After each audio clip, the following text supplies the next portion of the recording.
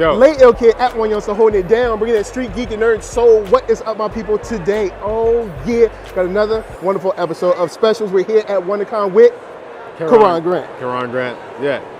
Yo, man, I've been a fan of this guy for a minute, but since the Artzilla days. Wow, that's taking it back. Yeah, that's since the taking it back. Artzilla days, That's I've been a taking fan it of yours. Yeah. Saw that you were gonna be here at WonderCon, Yeah. and I was like, yo, pick his brain about some stuff. Real quick, normally we don't get to see this guy on no TV, all right? On no TV. I got a little TV mic on, so it's official. I can't even normally touch get it to see too this. much. Right. So, when it comes to your art, Yeah. and you're creating, what's the normal process that you go through when it comes to, say, pencils as opposed to watercolor? Well, it depends on the project. And most of the stuff that I do nowadays is kind of more blue sky stuff. So it's not just pencils for comics and ink, send it to the inker. So it's wide open. So, and most of it, I feel like I get to control myself. So that's good. So I get a little bit more. It's more organic. Let's put it that way. Yeah. Now, speaking about that organic part, as I followed your work, you seem like an artist that's definitely into defining and redefining their style. Right. How do you go about that? Is it something that just kind of happens over time, or is it something that you work towards? Like, okay, I've been doing this for a second, let me pivot a little bit. Wow, I think most of it is just opportunity and just a bigger vision of improving as an artist. And great. So when a project shows up that's interesting to me, you know, I evolve into whatever is required for this project. Cool, and if it fits into in the bigger picture of what I want to do in my career, then I'll drive towards that and incorporate whatever it takes to do it. But it's not a conscious thing to say I'm going to try this new style or this thing. Okay. It's just a flow. It's a flow. Organic flow. Now, I said I was a fan of yours since the Artzilla days. Yeah. When you were back doing work, just all you guys collaborating, like you, Sanford Green, Deshaun, and everything, has your career evolved the way you thought it would have evolved back then? In some ways it's gotten a lot better, and in some ways it's deviated from what I thought it would be.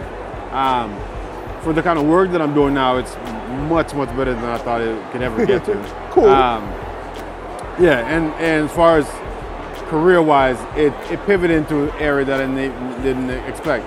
Because I thought I'd stay in comics, and it didn't stay in comics. It moved into video games, it moved into movies, and it opened up big time in that area. And that's kind of where comics kind of flowed anyways. So I never envisioned I would get there, but that's where it is. I'm thankful for it. All right, to follow up on that, when talking about the deviation, like you were in comics and it started to move to other places. Yeah. How did you handle that at first? Was it like a shock to the system, or was it like, okay, I can do this, I can feel and flow through it? It was kind of a shock to the system, because I thought my career would be on a trajectory in the comic book world, but it didn't open up in that area. But it opened up in the film area, and that was for my benefit, because that's kind of where comic flowed anyways. Okay. So that's kind of where that's where a superhero went. That's where my career went. All right. That's where, even in video games, that's where some of that stuff went as well. So thankful for that. All right, so you worked in comics, you worked in video games, you worked in movies. Yeah. What's a favorite comic book of yours? What's a favorite video game of yours? And what's a favorite movie of yours? Favorite video game, Ninja Gaiden, that I worked on a couple of years ago. Nice. Favorite movie, I guess RoboCop, that I worked on a couple years ago. I am trying to pick my own stuff, and my stuff. I did it, but so it's good. And comic, I guess as far as comic, I'd say maybe Blade of the Immortal from Hiroaki Samura. Japanese manga stuff. There's some heat. Yeah. All right. So before we go, I did have one last question about, I guess, the business side of it. Doing the finer details that are tough. What are some of the ups and downs of navigating the industry as an artist that you've kind of like experienced? It's more independent, like as far as like with the Comic-Con goes, it allows you to have more independence as an artist and brand yourself as an artist. All right. And for that, I feel like you have access to different realms and different genres in art. And that's kind of, like I said, where my career took me from being more independent. Okay. And rather than being, I have to follow the same pattern of this is how you go as an artist and this is how you go. So it's about being flexible, and with the internet and things like that, you have more space to control your career in a certain way. All right. And real quick, a follow-up to that. Yeah. Because you just said controlling your career. Yeah. Define that a little bit more for, say, some artists that might be, looking at you like, yo, dude, what I'm saying? I'm trying to get to that level. What do you mean by control your career?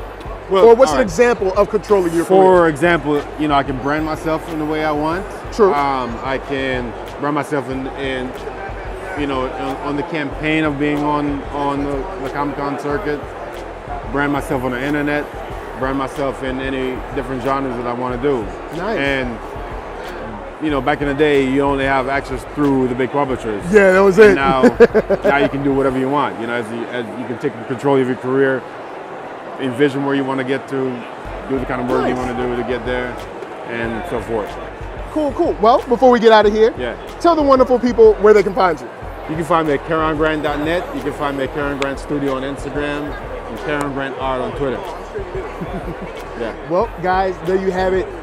Crazy art. If you're here, well, actually, this is the last day, so you might not see it, but if you do ever get a chance to check him out, pick up some pieces. And if you need a commission, holla at him. You know what I'm saying? Maybe he'll work out something for you and get a little piece and put it on your wall. All right, something you can have for yourself. Yes. But from us to you, thanks for chilling with us, and it's just peace.